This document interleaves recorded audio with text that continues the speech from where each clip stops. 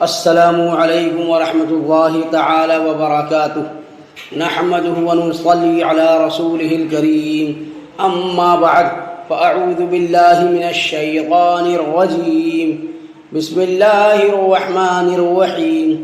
حصول برکت کے بعد درود شریف پڑھ لیجیے.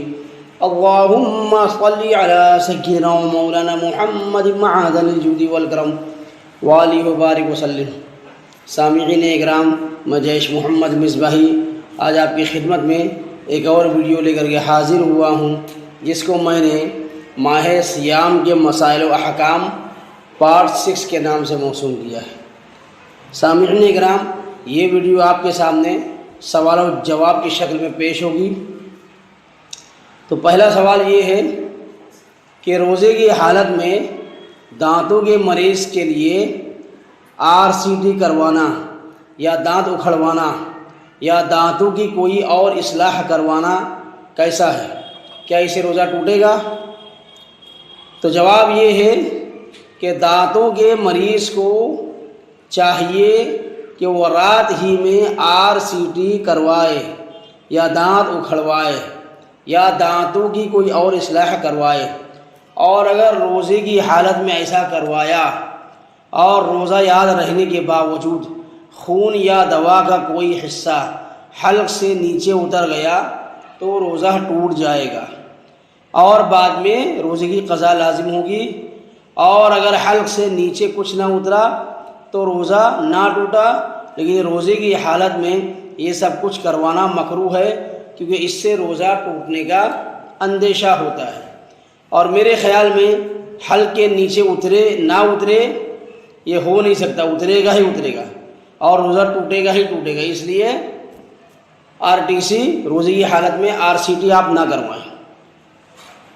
سوال نمبر 2، اگر مؤذن کی اذان پر روزہ افطار کر لیا اور افطاری کا وقت نہیں ہوا تھا تو کیا حکم ہوگا؟ تو جواب شرعی یہ ہوگا کہ اگر مؤذن کی اذان پر روزہ افطار کر لیا اور افطاری کا وقت نہیں ہوا تھا تو روزہ ٹوٹ جائے گا اور بعد میں اس روزے کی قضا کرنی ہوگی، لیکن کفارہ لازم نہیں ہوگا اور نہ ہی گنہگار ہوگا، کیونکہ یہ غلطی سے یہ فعل صادر ہوا ہے. سوال نمبر 3، روزے کی حالت میں ہیمو ڈائلیسس کروانا کیسا ہے؟ تو جواب شرعی اس کا یہ ہوگا کہ روزے کی حالت میں ہیمو ڈائلیسس کروانے سے روزہ نہیں ٹوٹتا، کیونکہ اس طریقہ کار میں خون سے فاسد مادوں، اضافی نمک اور زائد پانی کو مشین کے ذریعے باہر نکال لیا جاتا ہے. پھر مادوں اور کیمیاوی و غذائی مواد کے اضافے کے ساتھ رگوں کے ذریعے خون کو جسم میں دوبارہ چڑھا دیا جاتا ہے، کیونکہ یہ سب چیزیں مساموں کے ذریعے بدن میں جاتی ہیں، لہٰذا اس سے روزہ نہیں ٹوٹتا ہے. اب سوال نمبر 4 کہ روزے کی حالت میں پیریٹونیل ڈائلیسس کروانا کیسا ہے؟ تو اس کا جواب یہ دیتے ہیں کہ روزے کی حالت میں پیریٹونیل ڈائلیسس کروانے سے روزہ ٹوٹ جاتا ہے، کیونکہ اس طریقہ کار میں مریض کے پیٹ میں موٹی تہ تک سوراخ کر کے اندر معدے سے متصل بیرونی جھلی تک ایک پائپ ڈالا جاتا ہے اور پھر اس کے ذریعے ایک خاص قسم کا پانی اور پیریٹونیل فلوئڈ پیٹ کی جھلی میں ڈالا اور پھر باہر نکالا جاتا ہے، لہذا اس سے روزہ ٹوٹ جائے گا اور بعد میں اس کی قضا بھی لازم ہوگی. سوال نمبر 5، اگر غلطی سے روزہ ٹوٹ گیا تو کیا بقیہ دن کھا پی سکتے ہیں یا روزے دار کی طرح بھوکا پیاسا رہنا ضروری ہوگا؟ تو شرعی جواب یہ ہے کہ اگر غلطی سے روزہ ٹوٹ گیا، مثلا روزہ آپ کو یاد تھا، یاد رہنے کے باوجود آپ نے کلی کر لی اور غرارہ کر لیا اور پانی حلق سے نیچے اتر گیا تو روزہ آپ کا ٹوٹ جائے گا اور اس کی قضا کرنی ہوگی، اور باقی دن روزے دار کی طرح بھوکا پیاسا رہنا اس روزے دار پر واجب ہوگا جسے اپنا روزہ غلطی سے توڑ دیا ہے. سوال نمبر 6، اگر روزے کی حالت میں بار بار منہ خشک ہو جائے تو کیا ٹھنڈے پانی سے کلیاں کر سکتے ہیں؟ تو جواب یہ ہے، اگر روزے کی حالت میں بار بار منہ خشک ہو جائے تو ٹھنڈے پانی کی کلیاں کرنا بغیر کسی کراہت کے جائز ہے، اور اس سے روزے پر کوئی اثر نہیں پڑتا ہے، جبکہ پریشانی ظاہر کرنے کے لیے ایسا نہ کیا جائے۔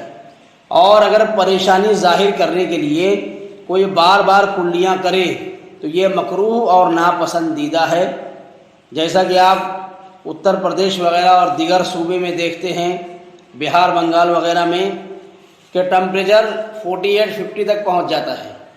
اس میں روزہ رکھنا بہت ہی بہت بڑے جہاد کا کام ہے، آپ سمجھ لیجئے، اور بہت ایک کمال کی بات ہے روزہ رکھنا۔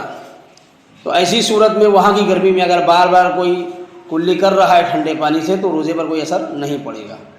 سوال نمبر 7، روزے کی حالت میں ٹھنڈک حاصل کرنے کے لیے بار بار نہانا کیسا ہے؟ تو جواب یہ ہے کہ روزے کی حالت میں ٹھنڈک حاصل کرنے کے لیے بار بار نہانا یہ بالکل جائز ہے، اور اس سے روزے پر کوئی اثر نہیں پڑتا ہے اور نہ ہی روزہ ٹوٹتا ہے۔ ہاں، اگر پریشانی ظاہر کرنے کے لیے ایسا کیا جائے تو یہ مکروہ اور ناپسندیدہ ہے۔ چنانچہ حضور صلی اللہ تعالیٰ علیہ وسلم روزے کی حالت میں پیاس کی وجہ سے یا گرمی کی وجہ سے سر پر پانی ڈالتے تھے۔ اس سے ثابت ہوا کہ بار بار نہا سکتے ہیں اور سر پر پانی ڈال سکتے ہیں۔ سوال نمبر 8، کیا روزہ نماز تراویح کے لیے شرط ہے؟ تو جواب یہ ہوگا کہ روزہ یہ ایک الگ عبادت ہے اور نماز تراویح یہ ایک الگ عبادت ہے۔ ہر عاقل بالغ مقیم، یعنی جو مسافر نہ ہوں، مسلمان پر روزہ فرض ہے اور نماز تراویح سنت مؤکدہ ہے۔ تو اگر کوئی بلا عذر روزہ نہ رکھے گا تو روزہ چھوڑنے کی وجہ سے گنہگار ہوگا، لیکن تراویح پڑھنے سے تراویح ہو جائے گی، اور اگر روزہ رکھے اور تراویح نہ پڑھے تو روزہ ہو جائے گا، لیکن بلا عذر مسلسل تراویح نہ پڑھنے کی وجہ سے گنہگار ہوگا۔ لہذا روزہ اور نماز تراویح ایک دوسرے کے لیے شرط نہیں ہے۔ سوال نمبر 9، روزہ رکھنے کی آپ نیت کیسے کریں گے؟ تو جواب یہ دیتے ہیں کہ نیت دل کے پختہ ارادے کا نام ہے۔ زبان سے نیت کرنا یہ شرط نہیں ہے، مگر زبان سے نیت کرنا مستحب ہے، یعنی کہہ لینا بہتر ہے۔ لہذا جب رات میں روزے کی نیت کریں تو یوں کہیں، نویت و نصوم غدا للہ تعالی من فرض رمضان، اور اگر دن میں روزے کی نیت کریں تو یوں کہیں، نویت و نصوم ھذا اليوم للہ تعالی من فرض رمضان، یعنی میں نے نیت کی کہ میں آج کے دن رمضان کا فرض روزہ رکھوں گا۔ چونکہ دن میں نیت کرنے سے نیت میں تھوڑا سی فرق ہو جائے گا۔ اور ایک بات اور یاد رکھیں کہ اپنی مادری زبان میں بھی نیت کر سکتے ہیں۔ نیت چاہے کسی بھی زبان میں کریں، نیت کرتے وقت دل میں ارادہ موجود ہونا یہ شرط ہے، ورنہ بے خیالی میں صرف زبان سے رٹے رٹائے نیت کے جملے ادا کر لینے سے روزے کی نیت نہیں ہوگی۔ دل میں ارادہ اور نیت ہونا چاہیے۔ سوال نمبر 10، کس چیز سے افطار کرنا سنت ہے؟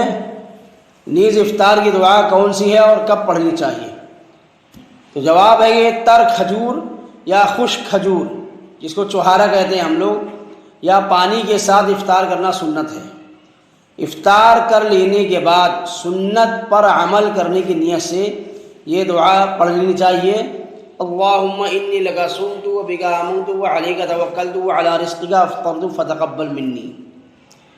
تو سامعین اکرام، آج کی میری ویڈیو یہیں پر مکمل ہوتی ہے۔